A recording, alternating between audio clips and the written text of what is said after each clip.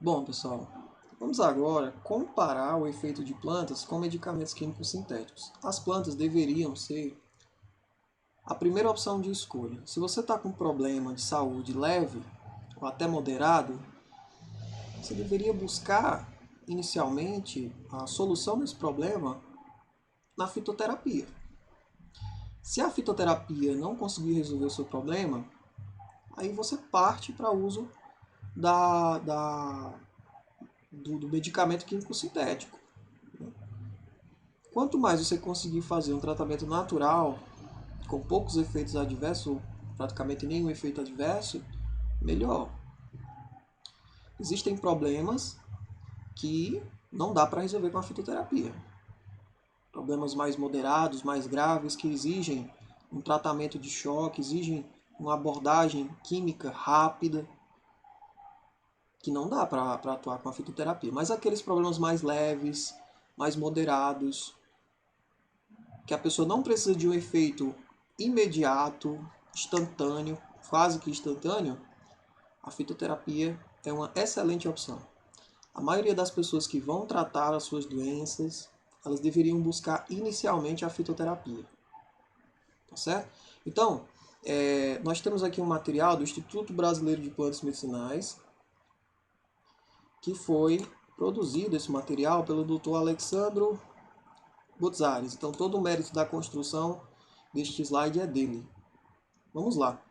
Por exemplo, olha só. Por que a pessoa, em vez de usar direto um benzodiazepínico, um sedativo como diazepam ou nitrazepam, usa uma passiflora, uma melissa ou uma valeriana, que tem também efeito ansiolítico e sedativo, né?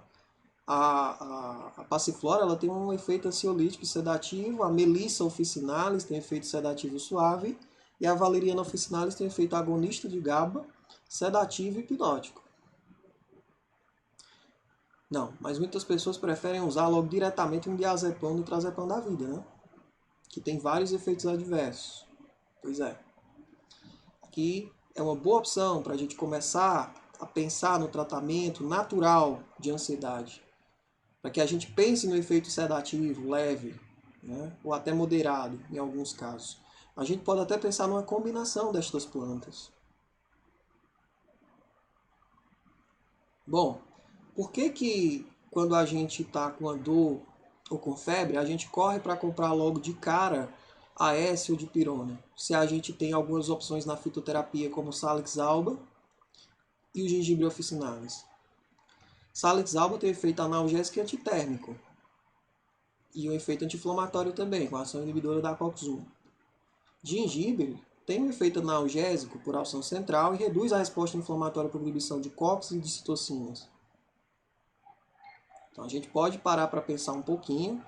Né? A gente tem duas opções aqui, tem tantas outras, a gente só está citando duas, que podem, vamos dizer assim, substituir o ácido acetilsalicílico e a dipirona, nestes casos mais leves. Por que quando a gente está com inflamação, algum processo inflamatório, a gente já corre para usar ibuprofeno ou indometacina, se a gente tem mais opções, algumas opções naturais muito boas também, como a Cordia verbenácea, que é a erva baleeira, e a cúrcuma longa. A Cordia verbenácea tem ação anti-inflamatória em vários modelos. E a cúrcuma longa tem ação anti-inflamatória, né, e inibidora da síntese de prostaglandinas, que é um mecanismo de ação anti-inflamatória. Então a gente deveria partir primeiro para as opções mais naturais, esperar o tempo para que estas plantas ajam de fato, para que a gente não precise usar medicamentos químicos sintéticos. Tá certo?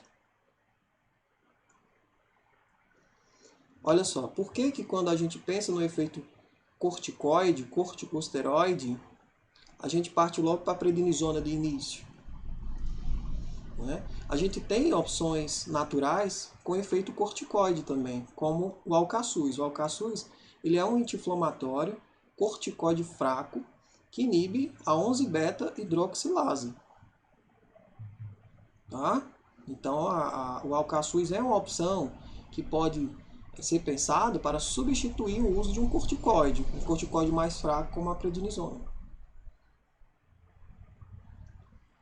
Por que quando a gente pensa no efeito broncodilatador, não imediato, né, mas a longo prazo, por que quando a gente pensa nesse efeito, a gente pensa logo em salbutamol, em aminofilina, se a gente tem opções mais naturais, como o café, né, a coffea robusta ou a coffea arábica, né, o guaco, a Micanna aglomerata e também a Justiça pectoralis. As três têm ação broncodilatadora, não é uma ação broncodilatadora imediata.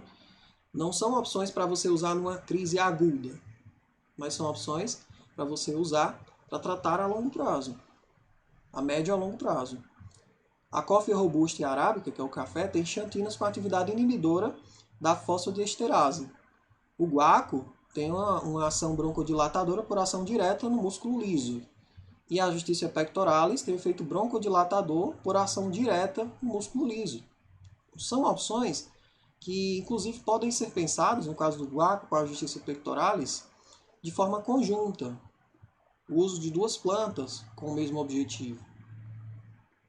Por que a gente pensa logo, quando a gente está com uma gastrite, né, algum processo inflamatório da mucosa do estômago, um processo de refluxo, a gente corre logo para tomar o cimetidina ou a ranitidina. Se a gente tem opções mais naturais que podem ser usadas para fazer o tratamento da gastrite, por exemplo, como a cúrcuma longa, né, como a espinheira santa, Maithenus ilicifolia ou a Maithenus aquifolium.